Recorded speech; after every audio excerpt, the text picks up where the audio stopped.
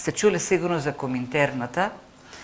Таа е основана на Третата интернационала 1919 година во Москва, кога всушност интернационалата се преименува во Комунистичка интернационала или кратко кажано Коминтерна. И целите кои се ги поставува Коминтерната се они познатите за нас класната борба против буржуазијата со сите средства, вклучително и воени со револуција. И една друга цел се поставуваат, а тоа е создавање прво како преодна фаза на една меѓународна република, која потоа ќе премине во интернационал во која нема да има држава. Тоа првиот чекор кон одумирањето на државата и тоа сите пролетари од целиот свет ќе бидат обединети и нема да има држави, сите ќе живеат во единство, во братство и единство. И после 24 години Сталин разбира дека тоа е утопија, невозможно, и 43 година Коминтерната или Комунистичката интернационала е укината. И таа интернационала е еден од искуствата на човештвото, дека и покрај сите напори, обиди, не може да живее човекот обединет со другите. Има толку длабоки и политички, етнички, национални, културни, морални и секакви други разлики. Има толку многу меѓу луѓето недоверба, страв, сомнежи, што едноставно не е можно тоа обединување. И покрај сите обиди да се прават унии политички, економски, воени сојузи, луѓето пак живеат во конфликти, спротивставени, во некаква омраза и недоверба. Меѓутоа, она што е невозможно за човекот, е возможно за Бог, за Божјата благодат. Секој оно што ќе стане дел од Христос, кој ќе се соедини преку вера со Христос, станува едно со другите, без разлика на тоа каква позадина има. Етничка, културна, политичка идеологија и така натаму. И тоа се случува, реално се случува. Не е тоа само некаква филозофија, не е идеологија, се случува. И се случи уште во древноста, кога Божјата благодат ја надмина најдлабоката поделба која постоела во човештвото. Она древна поделба меѓу евреи и неевреи. И таа поделба била навистина многу длабока и несовладлива поделба. Да ние читаме нешто, знаеме, меѓутоа ако сме живееле во тоа време, навистина ќе ни изгледало многу невозможно да се тргне тој зид што е граден меѓу евреи и неевреи. И колку денес, например, да не изгледат поделбите длабоки, како например исток-запад, или тука меѓу соседите, меѓу нас и некои соседи, верувате дека таа поделба во минатото била многу подлабока. Гледале едни кон други евреите и неевреите со отфрлане, со крајно отфрлане. Дури е пишувано книги на таа тема, например, латинските филозофи, мислители, имат пишувано книги за евреите, во кои ги оценуваат евреите како асоцијални, недружелюбиви луѓе, кои имаат варварски обичаи да се образуваат и со смешни обичаи за хранење. Не јадат ова, не јадат она. Која е разлика меѓу свиња и овце или оние други нивни поделби на храна. Така да, например, Тацит вели евреите се невкусни и лоши луѓе во секој поглед. Така да, имало една многу силна антиеврејска пропаганда изградена. Но, од друга страна пак и евреите гледале така кон евреите,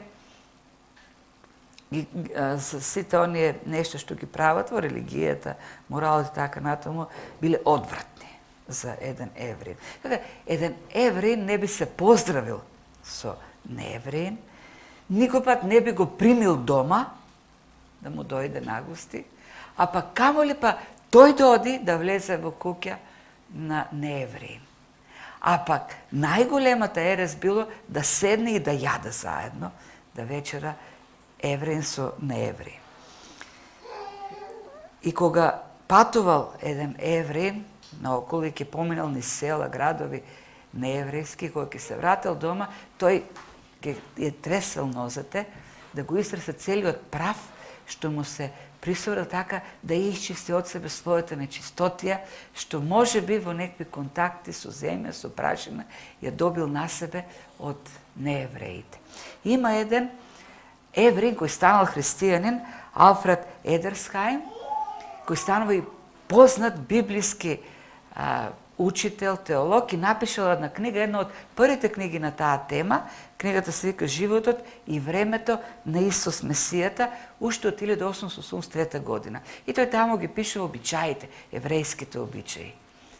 И во нив цитира еден равин, еврејски равин, кој кажал: и најдобриот меѓу неевреите уби го, што е чист джихад, дури и најдобрата од змијата, како што најдобрата од змијата, најдобрата змија би ја скршил главата. Тоа е, говори доволно за таа нетрпеливост и тој длабок јас што постои меѓу евреите и неевреите. Многу силен. Бог уште на почетокот ја објави својата намера не само својот народ, туку и безбожниците да ги спаси, кога имаше средба со Авраам, кога му се откри на Авраам, му рече дека во неговото потомство ќе бидат благословени сите народи. И таа своја намера Бог ја открива уште во Стариот Завет.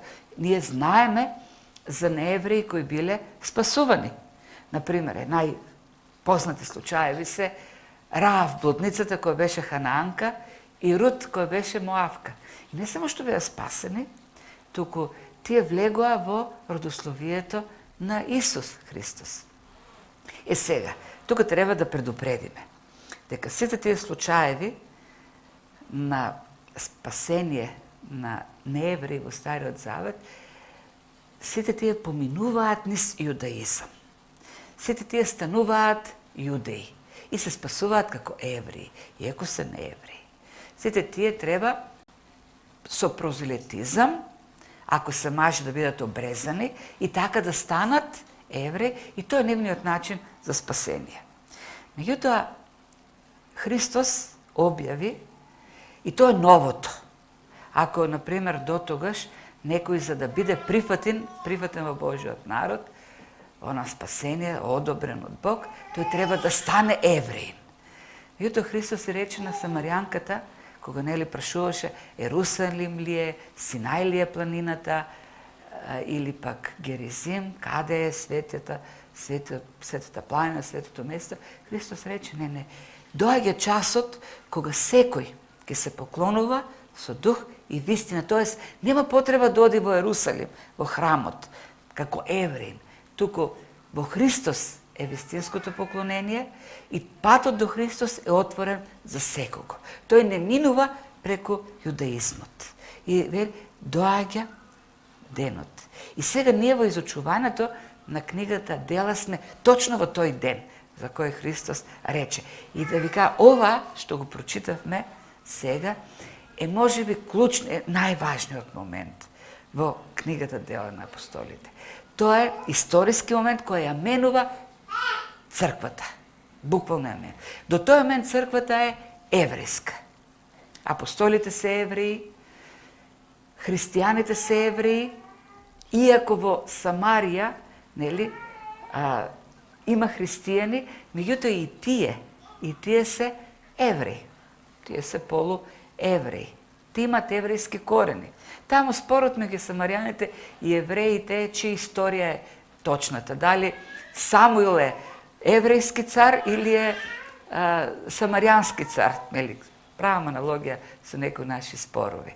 Кој во таа заедничка историја што имат, ја има вистинската верзија, самарјаните или евреите. И до тој момент немаме неевреин кај кого доаѓа Светиот Дух. И тоа е исполнувањето на она што го рече Христос, дека на сите им отворен патот до црквата. Од двата непријателски народа Бог направи еден. И тоа е она што ќе го разгледаме. Бог ги обединува непријателите, го тргнува непријателството. И тоа е големината на Божјата благодат. Она што не е возможно за човекот е возможно за Бог. Она што не можеше комунистичката интернационала да го направи со оружје и со притисок, тоа го прави Христос со својата жртва на крстот и со благодатта. Сите ги обединува во една христинтерна или христијанска интернационала. Ајде да видиме како се случува тоа. Ке се вратиме малку на служењето на апостол Петар.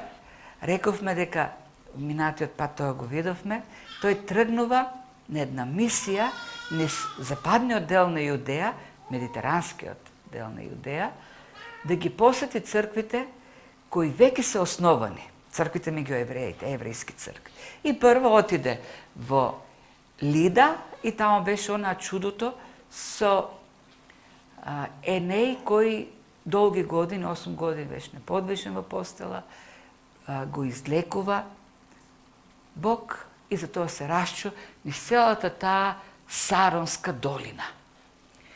Потоа во Јопија се случува смртта на Тавита, една христијанка посветена.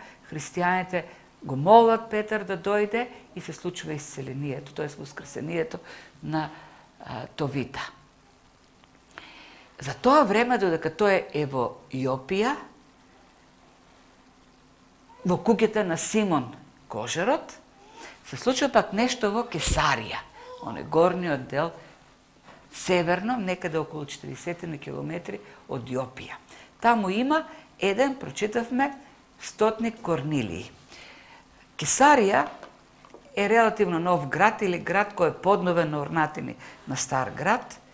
Го изградил Ирод Велики. Ирод Велики бил познат, тој е оној што владее во време на раѓањето на Христос, познат е по своите градешни активности, го основал тој град и го именувал во чест на царот Август Цезар. И затоа се вика Кесарија или Цезарија. Во тој град, како нов, убав град, модерен, била сместена римските управници. Тоа било нешто како место, резиденцијално место каде живеат управниците. И бидејќи таму се политичарите, имало и гарнизон, римски гарнизон, кој требало да обезбеди сигурноста. И еден од тие војници, римски војници, е тој овој Корнелиј, кој е представен како стотник или центорион. И сега да ги подготвам младите кои не биле во војска, можеби ќе поведат служење. Римската армија била организирана како легии. Тоа е најголемата војна единица. Или тоа е нешто како нашите бригади. Легијата содржала 6000 војници и легионерите биле оние кои што ги воделе легиите. Тие легии биле составени од кохорти, тоест 10 кохорти од по 600 војници или нешто како нашите баталјони. И со нив управувале кохортници или денешно тоа би било нешто како мајори. А секој па кохорта имала по неколку стотници. Тоа е единици воени со по 100 луѓе, или тоа се нешто како денешните чети. И со нив управувале стотници. Денеска тоа било капетани. Капетаните управуваат со четите кои имаат по неколку оделенија, неколку водови и така натаму. И она што е карактеристично за стотниците И тоа е секогаш нели во воената организација, тие се они кои треба најмногу работи и се вклучени со војската, додека другите некои се во штабови, тие се на теренот. Тие ги водат четите, војниците.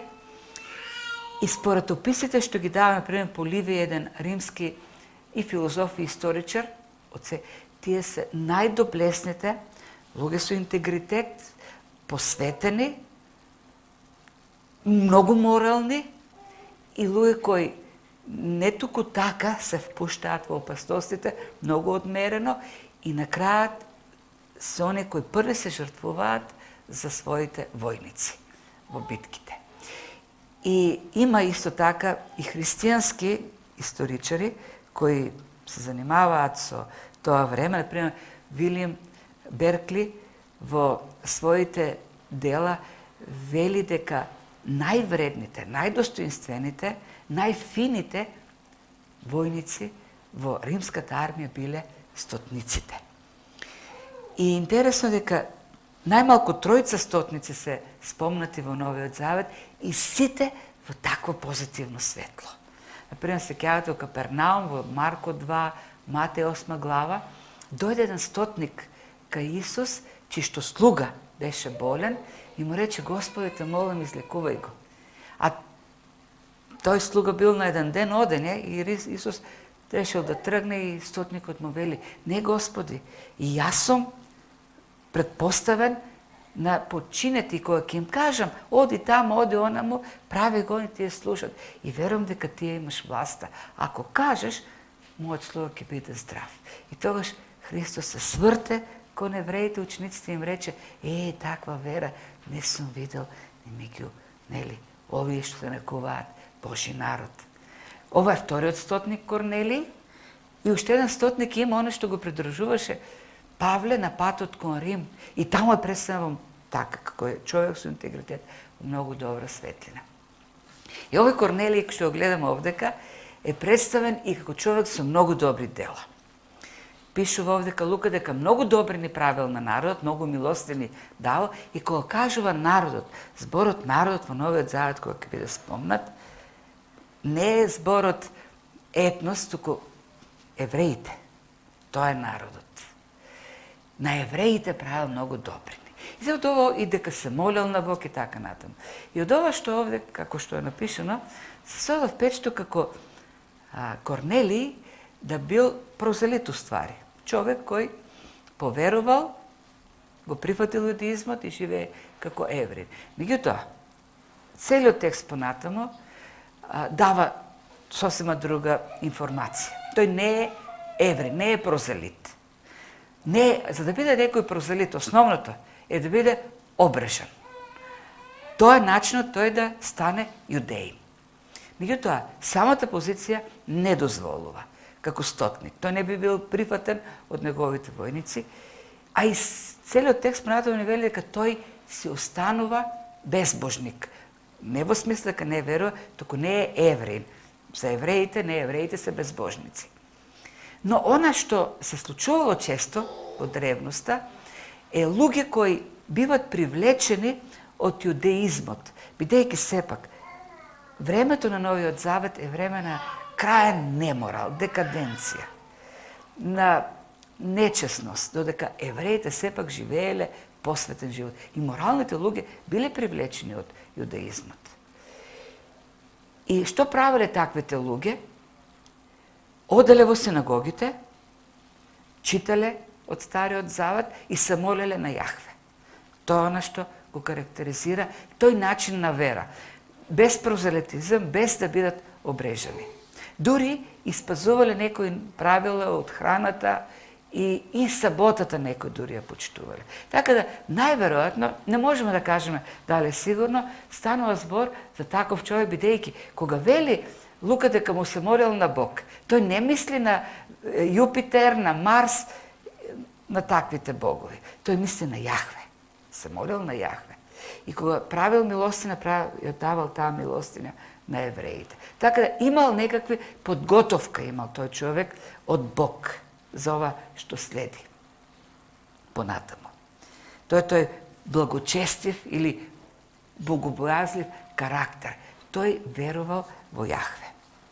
Но, во секој случај, се останува тој јас меѓу евреи и неевреи. Тој се уште, во очите на евреите, е од оние, безбожниците, од кучињата, како што евреите ги нарекувале неевреите. Тие се кучиња. Тоа била представата. И тој човек еден ден пишува во 9 час, т.е. 3 часот попладне, му се јавува Бог.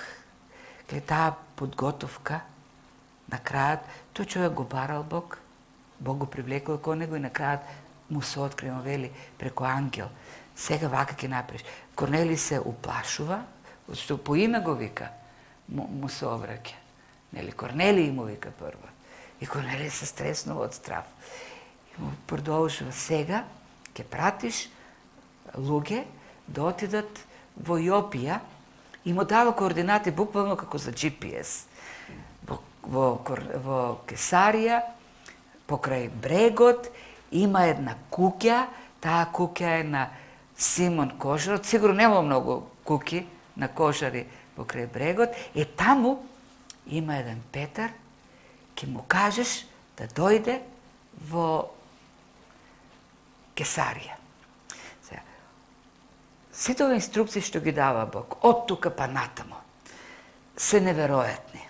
Се, ако биле кажани малку порано, неколку месеци или година порано, би биле, не знам како да кажам, скандалозни. Зашто на еден неевреин му се обраќа Бог да повика еден евреин да дојде во неговата куќа дома. Што е според традицијата, според правилата, според културата, нешто невозможно. Меѓутоа, гледаме да Корнелиј се покорува. И оно што е интересно овдека е таа покорност, што ја гледаме. Во сите нејаснотија, во сите предрасоти, во сите невозможни работи, гледаме покорност кон Словото. И што прави Корнелиј? Пишува дека тројца луѓе праќа, двајца слуги, еден војник и тројца се од неговото најблиско обкружување. Луѓе на кои им верува. Тој војникот може му бил агјутантот. Се имали и тогаш старешините агјутанти. И ги праќа. И се не знам со каков памет, што имало во нивните глави, на овие тројца неевреи, кога одат кон евреин, кон куќа на евреин. Сигурно си сам, тој нема ни да не прими се.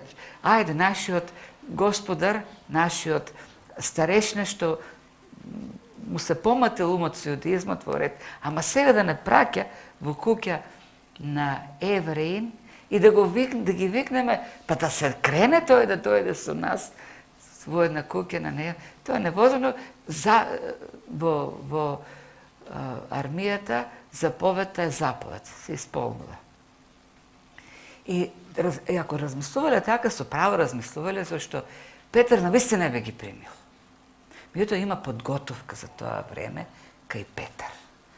Тој Бог го подготвува за таа средба. И тој го подготвува на еден многу, пак така да кажеме, бизарен начин. Бизарен според верувањата и според културата во тоа време. Да, Петар до тој момент е менуван човек. Тој се менува многу. Прво тој отиде во Самарија, место каде што има непријателство меѓу евреи и неевреи, меѓу самарјани и евреи.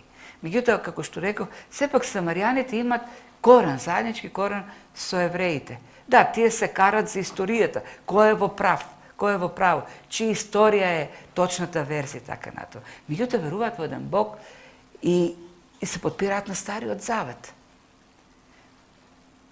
И Самар, всушност, тоа значи оно што ја држи Тората, законот го држи. Додека овдека дури е спремен да влезе и во куќа на еден кожар и да живее, што е нечисто според законот. Ама сепак Симон е евреин. Сега станува збор за неевреи. И затоа Петар има потреба од подготовка и тоа е во следниот пасус. Пишува дека, и тоа е следниот ден, околу пладне, што во текстот пише дека Утредента патуваа тие тројца пратеници на Корнелиј. Следниот ден тргнува. Попладне Корнелиј го има, му се појавува ангелот и следот сабајле тргнуваат. И додека тие патуваат, пишува дека Петар е на покривот на куќата, времето пишува дека е 6 час, тоест точно напладне, 12 часот. Гладен е, му се јаде, домакините пишува дека подготвуваат јадење, Симон прави нешто тоа што го заклал за да ја земе кожата. Додека му приготвува, тој падна во замес. И сега, тој е на покривот, да не мислите дека куќите биле такви, сега како е на покрив тај, како се држи. Така биле градени типична еврејска куќа во тоа време. Од страните има скали и покривот е рамен. Целта е довдека да има дополнителен простор, бидејќи дворовите биле мали. За да има уште повеќе простор, таму нема снегови. Целта на ваквите конструкции е заради снеговите да прави. И тоа таму нема снегови, затоа има рамни покриви. Гледам кај нас многу куќи се изграде последни 2-3 години, сите се рамни покриви. Очигледно нема веќе снегови кај нас така, како во минатото. И така, време е за јадење, гладене, меѓутоа време е и за молитва, се моли. Знаеме дека куќата на Симон е на брегот, или така, ангелот му рече на Корнеј, тој си има убав поглед, пред себе го гледа Средоземното море, синило и морето, и во меѓувреме паѓа во замес, тоест заспива, тоа е. Има сон овдека.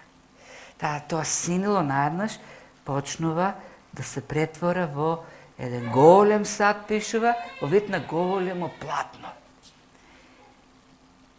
Може би имало и некој брод со платно, в тоа време такви биле бродовите.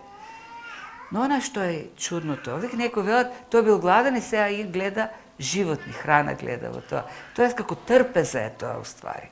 Голем сад, кој е полно со храна во вид на животни. И некој велат, тој е гладен и му се сони храна. Ама не е тоа така. Знаете ли зошто? Зашто тоа што го гледа овдека Петар, сигурно апетитот му исчезнал во моментот. Зашто таму гледа свини, змии, се она што е во неговата свест, во неговата глава, одвратно.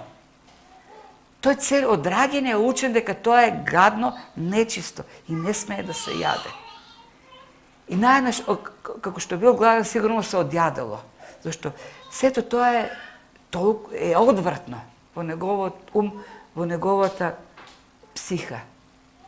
И ако до тој момент се тоа е невогадно, представи сега, го гледа гадно и во едно му вели глас, и сега ти коли ги тие животни да ги јадеш. Тоа веќе станува ептен гадно. Бидејќи до тој момент Петар не ни помисли. Знаеш како велат, ние имаме фраза, дури ни на сон не би го направил тоа. Овдека буквално Петар има сон и на сон вели никако Господи.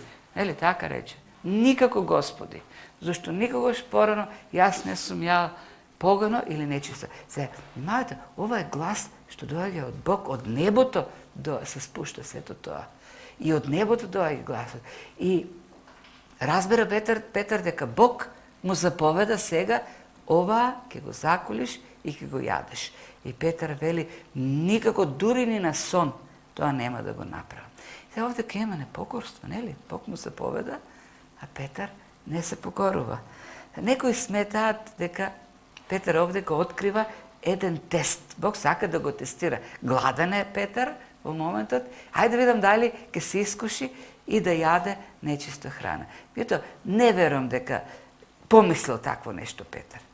Зашто Петар многу добро знае дека Бог не би му ставил пред него нешто што не е според неговата волја и на таков начин да го испитува. Зашто му вели, потоа, оно што сум го очистил, оно што Бог го очистил, ти не го сметај за нечисто. Не, ова веќе не е греф, а очигледно е греф. Нема Бог на нешто што е греф да каже не е греф. прави го. Очигледно станава збор за нешто. Други знаеме што е овдека. Целата идеја, ние денес од нашата перспектива, сака Бог да... Инако, ако Бог сака да го тестира, т.е. му прави да му кажу да прави нешто што е грев и вели дека не е грев, Бог би бил контрадикторен. Бог никош не е контрадикторен. Она, јасно е, она што го прави овдека Бог е да ја пополни таа нејаснотија или недоволно ограничено знаење што Петар го има во поглед на законот и правилата, нели, што постои за чиста, нечиста храна и така натаму. За таа временска ограниченост на законот, која, меѓу другото, веќе Христос им ја кажа. Сега, во Марко, мислам, 5 глава беше, кога им говореше на учениците дека не е нечисто она што влегува, тоа е храната, туку она не го онечистува, го валка човекот, она што влегува со храната, туку она што излегува од срцето, неговите мисли, поведенија, зборови и така натаму. Во срцето е коренот на сето зло. И продолжува, и Марко додава, 7 глава се извинувам, и додава вели крат, и така ја прогласи секоја храна за чиста. Христос веќе тоа го откри за таа функција на законот. И за да го потврди тоа, Бог вели, јас сум го, или она што Бог го очистил, гласот вели, она што Бог го очистил, ти не го сметај за нечисто. Чисто е веќе тоа. И дори 3 пати, вели, повторува, за таа магла што е во главата на Петар, да се разбистри. Бидејќи, навистина е сето тоа многу чудно во неговите мисли. И сето тоа што се случува, и Петар се покорува, и Петар разбира понатаму. И ова ќе стане навистина во првиот теолошка дебата која ќе се развие во црквата, во раната црква, е дебатата за храната. Што сега ќе јадат неевреите? Дали ќе ги задолжиме да јадат и они? И на крајот на тој прв собир, што се организира црковен собир во Ерусалим, во 15 глава на делата, таа е темата.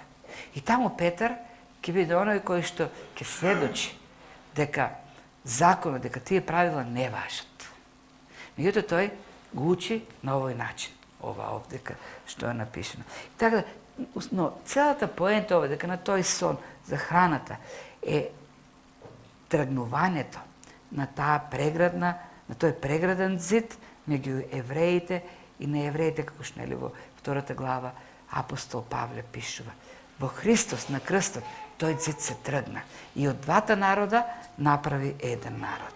Така, поентата, суштината на овој сон, на оваа визија е дека вратата за црквата, вратата на црквата е отворена за неевреите.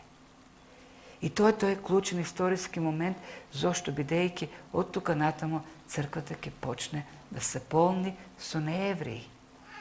И таа во еден момент ќе стане и чисто нееврејска. Но тоа е тој историски момент, клучен момент. И Петар се чуди се уште, пишува, во недоумица што значи ова видение, не разбира. И токму во тој момент, кога е во невидение, имаме совпаѓање, кое е случајно, сигурно е случајно, точно во тој момент тие тројца коњаници се долу, пред куќата. Видите колку Божиот тајминг и колку прецизен и совршен. Тие тројца, Бог ги подредува сите тие работи. Има една поговорка, човекот сам си го обмислува патот, својот план, но Господ управува со него. Петар си направи план за тој ден. Секи се помолам, додека да сготви домакинот ручек, па потоа ќе си каснам убаво, ќе се најдам, па после ќе си легнам, може ќе се одмор, може би ќе одам на служба, ќе ги соберам христијаните. Сето тоа Бог така го промени. Му дојдо на Петар најнеочекуваните гости, кои му го расипаа по пладнето. Наместо да си каснувала храна, требаше сега да се дружи со неевреи. Тројца неевреи. Но кога доаѓа сето тоа? Не во време кога тој се моли се уште или го има видението. Нити пак да дојде вечерта кога тој ќе се најде, ќе се легне и заборавил веќе за тој сон, за тој. Тој се още размислува за видението. И додека размислува, се чуди што е сето тоа. Духот вели, не, доста мислеше, се симни се долу, зашто те чекат гости. Има едни гости што ги прати. И Петар се симнува. И повторно гледаме послушност. Иако, во еден момент рече никако Господи, сепак се покорува. И научи. И таа негова покорност, послушност, беше клучното за знаењето што го доби понатамо. На знаењето предходи верата и послушноста. Послушноста во верата води кон знаење. Има многу работи што нам не се јасни во Словото и често пати нашата реакција е не ми се јасни, не ми требат. И нема да ги ширам, нема да ги извршувам. Не, покорноста кон тие работи што не се јасни, ако не се јасни некои работи, зошто? Сегош ни е дадено како? Треба. Како заповед. И послушноста кон оние работи што ни се даде дека треба да ги правиме, а ни изгледат нејасни и нелогични, на крајот ќе заврши со она дополнително знаење што тој ќе ни го даде. Може би не според нашата логика, може би не умствено да ги сватим, меѓутоа во нас ќе дојде таа убеденост и она внатрешно знаење дека тоа е правилно и од Бог. И така Петар, колку да изгледаше нелогично сето тоа, спротивно на се што правил досега, тој се покорува. И дојде тоа знаење кај него. И таа убеденост, нешто што мораше да го направи. Се овдека имам уште една работа што сака да ја вметнам. Кога веќе ангелот дојде кај Корнелиј, си мислам, зашто нема го објави Евангелието? Сигурно ангелот го знаеше Евангелието, може подобро и од Петар. И веќе е таму, кај Корнелиј. Требаше Петар да оди. Неовластен. Да, тоа е најкраткиот одговор и најочигледниот. Нам ни е дадена таа привилегија, не е товар, не е привилегија да го проповедаме Евангелието. Но има и нешто друго тука. Тоа е клучен историски момент за црквата. И требаше авторитет, како Петар, да присуствува на чинот понатамо, што ќе се случи во Кесарија. Или јас ја нарекувам втората педесетница, или паганската педесетница. Ако имаше една педесетница во храмот, каде што Светиот Дух дојде над евреите, сега требаше да се случи уште една педесетница, каде што Светиот Дух ќе дојде, истата како таа, и над неевреите. И да има еден сведок кој ќе посведочи насекаде дека Светиот Дух дојде и меѓу неевреите, дека Бог ги избра и неевреите да бидат негов народ. И затоа требаше да тепат пат толку и овие тројца од Кесарија до Јопија и потоа и Петар да тепа пат назад и сето тоа да се случи. Како театар изгледа, но суштината е важна. Причината е многу сериозна. Моментот е многу важен. Историски момент. И така Петар го презеде тој, покорноста на Петар. Не му беше јасно. Се чуде се, што ли е ова сега? Но му рече Светиот Дух, ке се симнеш долу. И Петар се симна. И таа послушност на крајот доведе до јаснотија, до знаење. Разбра зошто е сето тоа. И ги прими гостите кај него дома. Ги нагости, ги повика внатре и утредента заедно отидоа со нив. Тие му објаснија, вака и вака, не праќа еден човек, стотникот Корнелиј, кој е праведен, богобојазлив и така натаму. Той прими заповед от Свет Ангел да те повика во својот дом. И сега, Петар прекрши многу табуа во тоа време. Прво, ги прими дома тие неевреи и се согласи и он да отиде во домот на еден неевреин. Но сето тоа, во тој клучен момент, го покажува моќта на Божјата благодат. Божјата благодат кој најголемите непријателства може да ги струши и да обедини, да соедини, да направи во Христос едно. И тука неколку работи можеме да извлечеме, неколку поенти. Веќе кажав и пак ќе повторам многу пати, нели, тоа го, бидејќи ни треба како христијани да го знаеме. И многу често го испуштаме од предвид. Христовиот крст стави крај на Мојсеевиот закон. Зошто го кажам тоа? Зашто и како христијани многу пати ние мислиме дека исполнувајќи заповеди една, друга, трета, придобиваме нешто, спасение или светост и така натаму. Ние денес не сме задолжени нашиот живот да го контролираме, да го управуваме со правила за храна, облека. Сето тоа беше во Стариот Завет, за да изгради свест кај евреите, дека тие се избран народ кој треба да живеат одделно, свето. Бог направи поделба во секоја област на животот. Не само во храната, не само што раздели чиста од нечиста. Тој тоа го направи со облеката. Кога ќе земеше да се облекува уште наутро, тој требаше да разграничи што смее, што не смее, што е чисто, што не е чисто. Еден ден издвои од седмицата, од неделата, да биде свет ден, поинаков од останатите денови.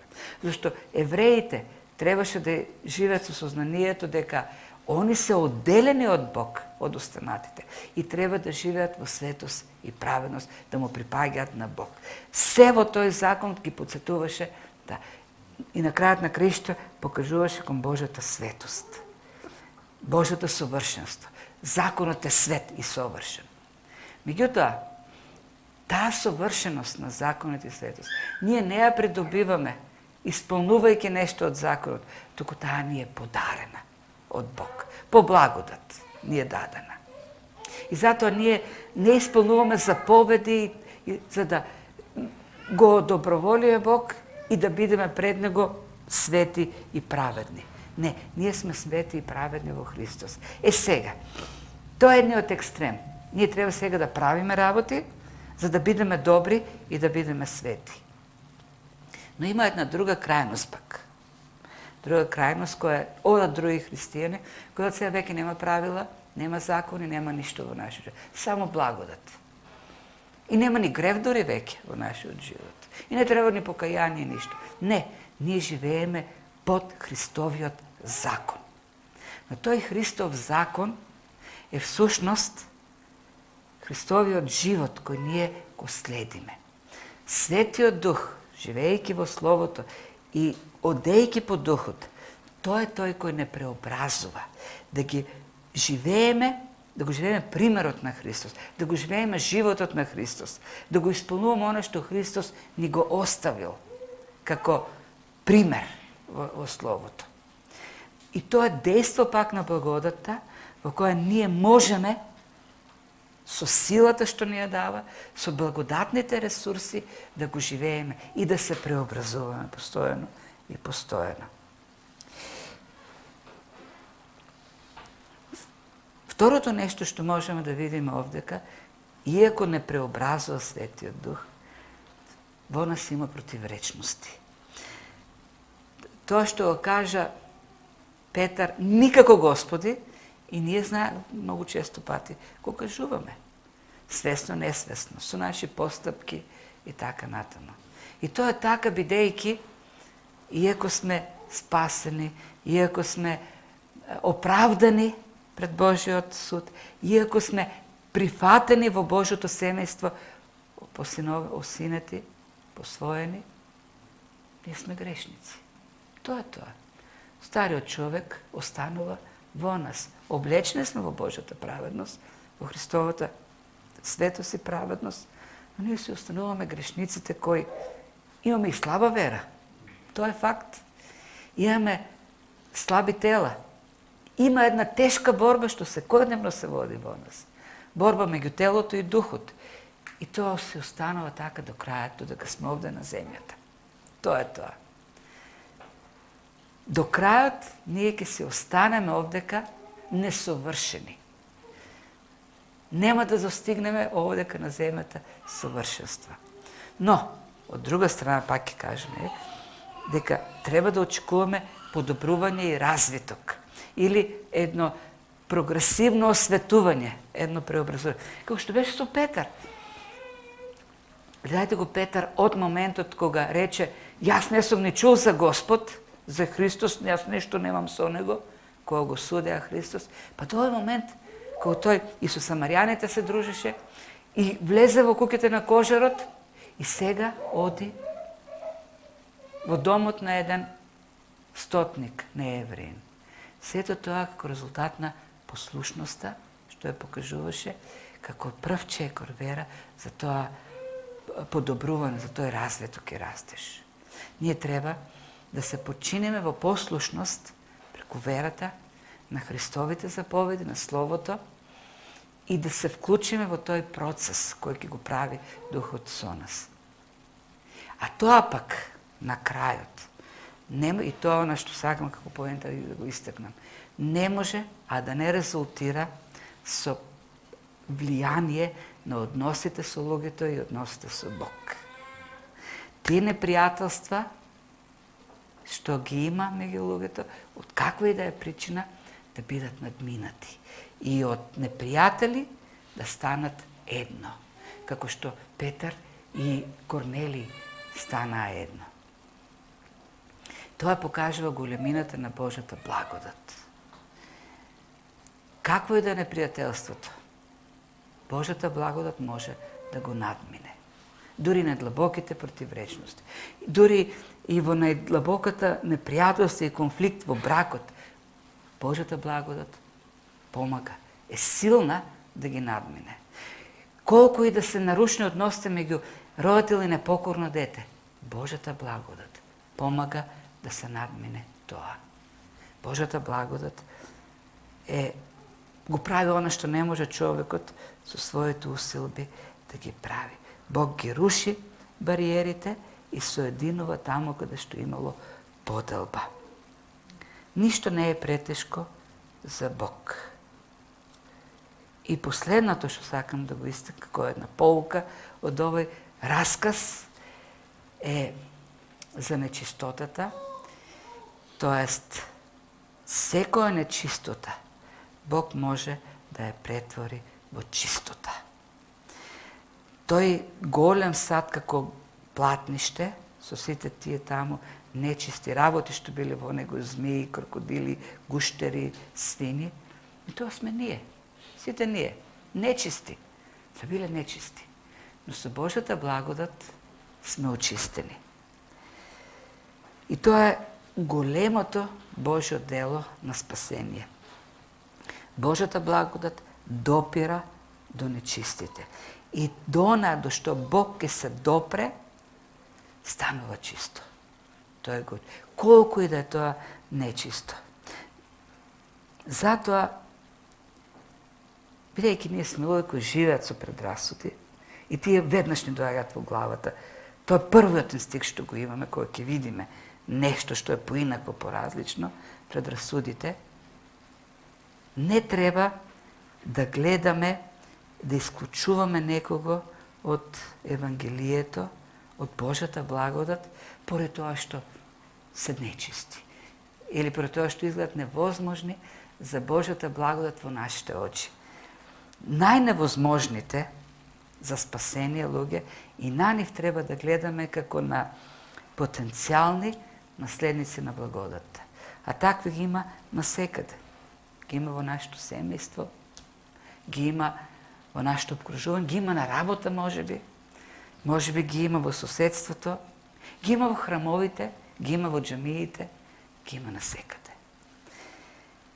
Бог се има своји избраници во секој сегмент на општеството, бидејќи неговата благодат е силна да ги очисти и најнечистите. Така тој решил од секој племе, народ, јазик да направи своје царство, своја интернационала. А нашето, а тоа нема да го направат ангелите, да го пренесат Евангелието, тоа е нашата проповед за Христовата благодат. Бог во сите тие полуки што ги излезу да не умудрува, ако нешто ни е нејасно или невозможно, првото што треба е чекорот на вера, да се покориме, а другото го прави светото Божјата благодат. Нека Господ не благослови и така да го гради своето интернационално царство, независно од социјална, етничка, културна и каква и друга различност и во нашата земја, и во нашиот град, и во нашата црква. Амин.